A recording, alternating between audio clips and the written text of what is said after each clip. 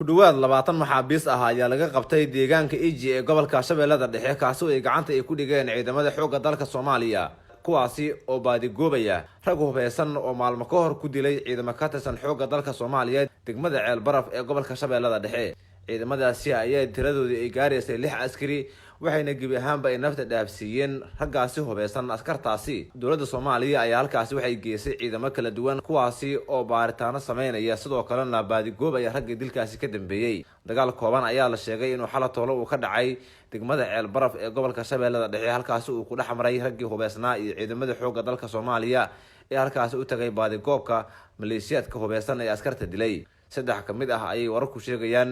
inay ogolaatay beesha ay ka soo jeedaan raggaasi hubeysan in ay dilkaasi ayagu ay geysteen hase ahaatee dowladda Soomaaliya hay'adaheeda ammaanka ayaa wada baaritaano la xiriira rag hubeysan oo dilkaasi ka qayb qaatay askartaasi ay ku dhinteen waxaana shalatoole magaalada Muqdisho ee caasimadda Soomaaliya loo soo qaaday gudoomiyihii degmada Ceel Baraf ee gobolka Shabeellada Dhexe iyo odayaal dhaqan kuwaas oo ku eedeysan in ay lug ku leeyihiin dilka askarta loo geystay ee ka dhacay habeen ka hor degmada Ceel Baraf duleedkeeda falkaasi ay geysteen raggaasi hubeysan ayaa keenay in ciidamada xoogga dalka Soomaaliya ay ka soo baxaan furimaha dagaalka sida degmada Xawaaley ee gobolka Shabeellada Dhexe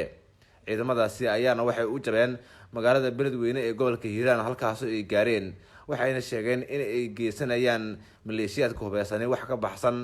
bini'aadantinimada iyo sidoo kale in ay ku xadgudbayaan dareeska ciidanka xoogga dalka Soomaaliya gadadka ciidamada ayaana keenay in dowladda Soomaaliya ay tilaabo qaado sidoo kalena sharciga la isku dayay in la horkeeno maleeshiyaadka hubeysan ee sida arxan darrada ah u laayay askartaasi ka tirsanaa ciidamada xoogga dalka Soomaaliya oo ayagoo shaqadoodii ka soo baxay wadada u istaagay kadibna gaadiidkii kala degay waxaana raggaasi hubeysan ee si arxan darro ay rasaas ugu dhoobeen askartaasi ka tirsaneed xoogga dalka Soomaaliya kuwaas oo shaqadooda soo gutay kadibna doonayay inay u tagaan waalidiintooda oo ku sugnaa gobolka Hiiraan sababtay u dilayeen ayay ku sheegeen maleeshiyaadkaasi hubeysan inay tahay aan qabiil maadaama ay ka soo jeedaan gobolka Hiiraan oo raggaani maleeshiyaadka ah beesha degta ay kala dhaxayso colaad aad u dareeda